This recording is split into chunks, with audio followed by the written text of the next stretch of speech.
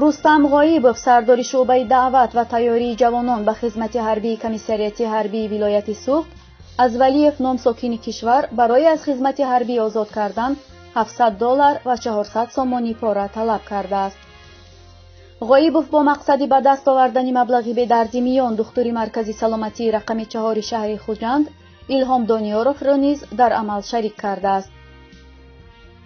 тавре Карим Иброҳимзода сардори раёсати агентии давлатии молиявӣ ва мубориза бо коррупсияи Тоҷикистон дар вилояти Суғд ба расонаҳо гуфтааст.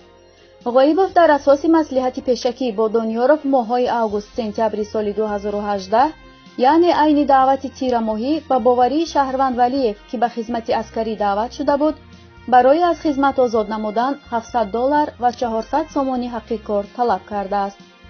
барои ин амали коррупсиониашон нисбати кормандони комиссарияти ҳарбӣ ғоибов ва духтур Дониёров парвандаи ҷиноятӣ оғоз шудааст.